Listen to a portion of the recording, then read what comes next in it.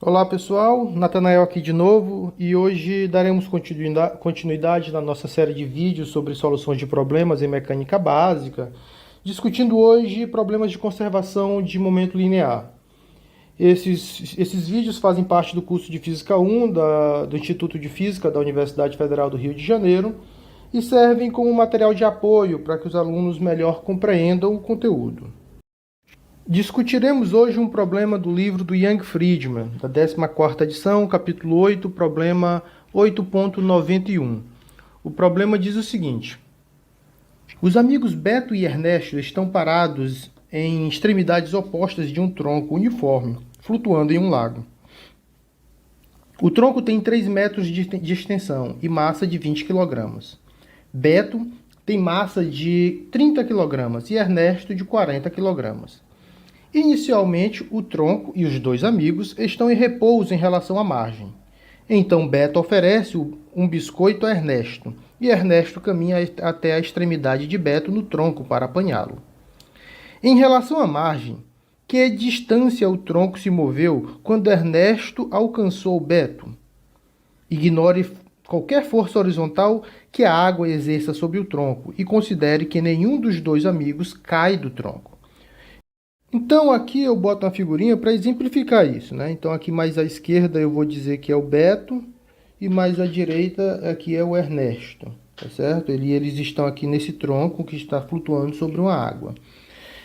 É importante neste primeiro momento a gente definir um referencial.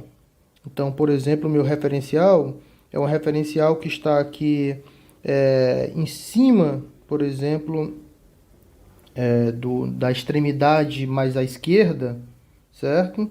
E ele é positivo ao longo da direção esquerda para a direita, né? Indo da esquerda para a direita. E aí, além disso, também é importante que nós identifiquemos o centro de massa do tronco, tá certo? Então aqui ele diz que esse tronco que tem massa 20 kg, ele é uniformemente, ele é um tronco uniforme, cuja massa é uniformemente distribuída. Então, é fácil de eu identificar. A massa do tronco, o centro de massa do tronco, está aqui exatamente em 1,5. Tá certo? Então, feito isso, eu posso agora começar a resolver o meu problema. Ora, a primeira pergunta que você tem que se fazer é sobre a ausência ou a presença de forças externas. Neste caso em particular, o que acontece? O tronco está flutuando sobre a água e a questão nos diz que você pode desprezar ou pode ignorar essas forças horizontais que a água exerce sobre o tronco. Então, ao longo da horizontal, não existem forças externas atuando. Todas as forças que atuam na horizontal são forças internas. Existem a força de atrito entre o pé e o tronco, né? O pé tanto do Ernesto como do Bernardo, mas essas forças são todas forças internas a teu sistema. Um sistema que engloba 3 corpos, tá certo? Então, esse tipo de problema é um problema de conservação de momento linear. Depois disso, notem uma frase muito importante que é dada aqui no texto, né? Ele diz o seguinte, olha, inicialmente o tronco e os dois amigos estão em repouso em relação à margem. O que isso me diz? Esta informação aqui, ela me diz que quando eu olho para o centro de massa, o centro de massa do sistema como um todo está parado. Então, a velocidade do centro de massa, aqui no início do meu movimento, ele é 0. Tá certo? Só que, pelo momento se conservar, a velocidade no final também vai ser 0. Velocidade do centro de massa aqui no final também é 0, porque o momento se conserva. Então, isso daqui me dá uma informação muito importante. Ora, se o centro de massa tem velocidade nula, então a posição do centro de massa ela vai ser sempre constante. Tá certo? Porque se a velocidade do centro de massa não fosse nula, ela poderia, né, fazer um movimento uniforme. Mas nesse caso, como a velocidade do centro de massa é nula, a posição do centro de massa sempre é constante. Então, o que eu tenho que fazer é calcular a posição do centro de massa antes e depois do meu movimento, porque isso não vai mudar. E aí eu igualo esses dois casos, né? O antes e o depois. Então, por exemplo, dado aqui o meu problema, certo? O que eu posso fazer aqui é o seguinte, né? E dado também meu referencial, eu boto massa de Beto vezes a posição inicial aqui de Beto, mais massa de Ernesto vezes a posição inicial de Ernesto, mais aqui a massa do tronco. Aí lembrar que a massa do tronco a gente olha via o centro de massa, né? Vezes a posição inicial aqui do tronco, né? Isso daqui tudo dividido por MB, né? Que é a massa do Beto, ME mais MT. Isso daqui tudo é essa posição do centro de massa, dado o meu referencial. Onde aqui, aí eu vou botar aqui neste canto, né? Esses valores aqui, por exemplo, de x inicial aqui do Beto é igual a zero, dado o meu referencial, tá certo? O x inicial do Ernesto é 3 metros. E o x inicial aqui do tronco, né, a posição do tronco, né, relativa ao centro de massa dele, é 1,5 metros. Tudo bem?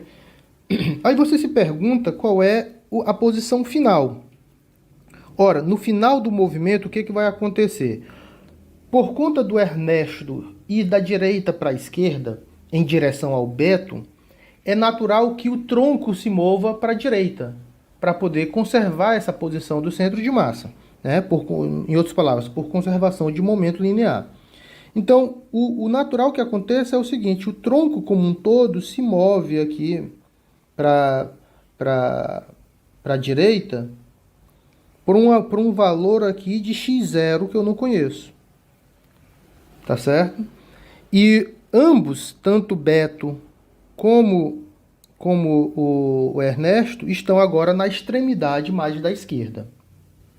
Então, se eu olhar aqui em termos de posição final, essas posições finais, elas são nada mais, nada menos do que x final aqui para Beto é igual a esse x0 que eu não conheço. X final para Ernesto é igual a esse x0 também, que eu não conheço. Porque nota que ambos estão nessa extremidade mais da esquerda, certo? Que está uma posição x0 do zero que eu defini do meu referencial do meu sistema.